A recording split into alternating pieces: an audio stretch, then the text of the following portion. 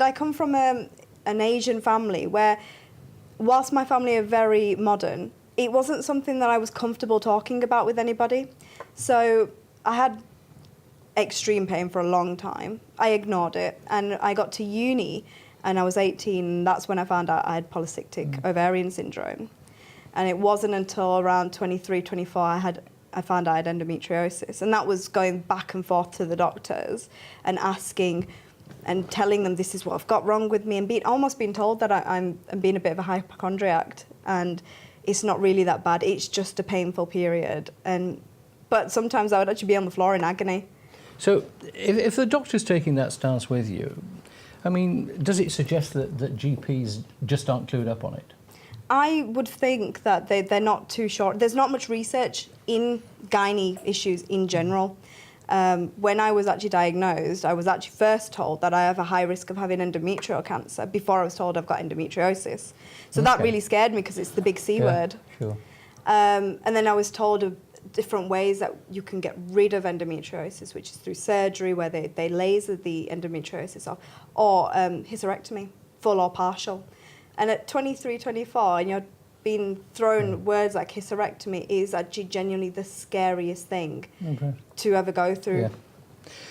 Yeah. I'm astonished that you say that there's so little out there, because if 1 in 10 women is a sufferer, that's a pretty big figure, it's a massive figure, but a lot of women don't know that they're suffering with it either. And what I found in the women that have come to talk to me in the group, that they've been diagnosed with some issues, gynecological issues, but don't really know the full extent of it, and just been given the label and been left.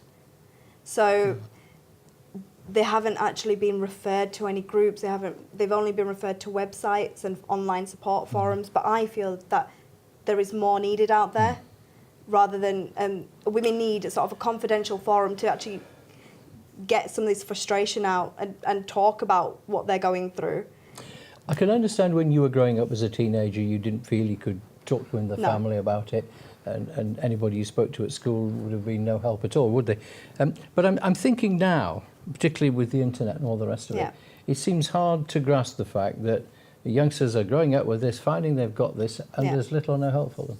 Well, there's also that stigma and the embarrassment. I've got women in their late 40s that are part of this group who have had children, got endometriosis, had children, have still got gynecological complaints and not sure what it's about, but are too embarrassed to go back to their doctor because they've been told in the past that they're hypochondriacs and endometriosis is something that's not a big thing. Some women get told they just can't have children and that's it, they should stop trying. And it depends what doctor or specialist you actually go to. So if we consider those points you've just made there, is it because the women they don't want to talk to a male doctor or a male specialist about it? Because there are plenty of women gynecologists around. It's finding them though. I mean, it took me ages to get referred to one, and it was just back and forth with my GP. It was back and forth and seeing the nurse, because it was a period, and they thought it was period pain. It wasn't serious enough to see the doctor sometimes, and that's how it was treated for a very long time. And because they don't put a lot of importance on it, I then didn't put a lot of importance on my own health for a long time. And I think that's the problem, because it's almost brushed aside in some circumstances.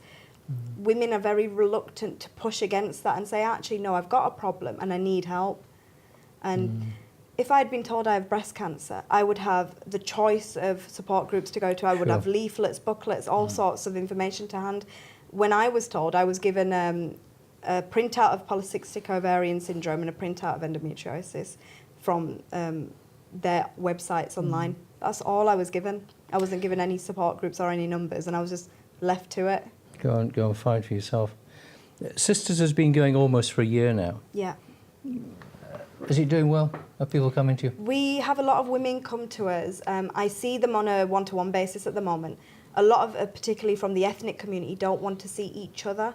They're very worried that other members of the group will go back to their families and say so-and-so's got this gynecological issue, or so-and-so is infertile, etc. Because we don't just deal with PCOS or endometriosis, we deal with anything gynecologically related now.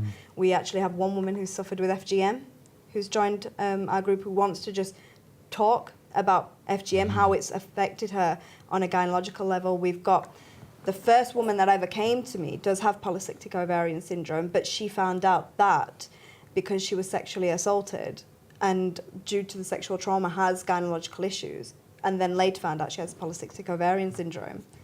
So is it a bigger issue talking about it and trying to deal with it among Asian people? I find within the BME community in general, there's a lot of stigma attached to it, especially infertility. It certainly doesn't bother you though, does it? Because somebody has to come and talk about it. Someone has to make that first step, and I felt that I had to do that due to my own experiences.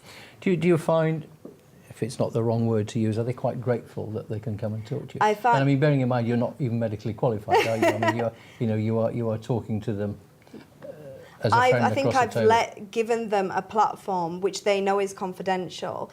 They know it stays between me and them, or me and the group should they want to come to the group sessions. And they know that they have it treated in confidence and they're not judged. A lot of women are scared of being judged, especially within the BME community. Without being intrusive, how does all of this impact on your own personal life? My previous relationship ended due to some of my gynecological issues. My partner couldn't sort of understand that I may not be able to have children. It's not even that you can't, it's a very big question mark. And so that was a struggle for him. And since then, it's just been easier to talk about this more because of that. That's given me a bit of a drive to talk about this.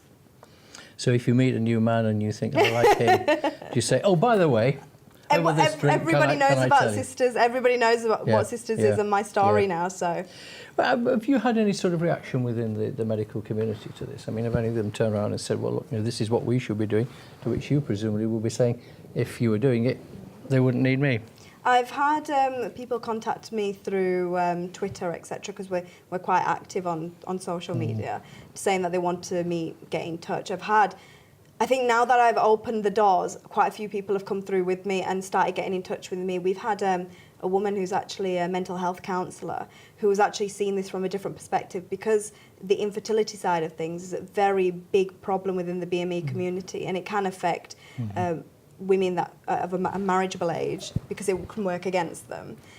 We've had women that want to sort of support these other women and provide them mental health awareness training and help them through that from that perspective. I mean, the one thing that I still think seems extraordinary to me is that you virtually researched the problem yourself. I had to, yeah, I did. And then I think a lot of women that have these issues have to research anything, polycystic ovarian syndrome and endometriosis. They have to do it themselves. And even then, there's things I still find out now that I didn't know before, that I learned from other women in my group.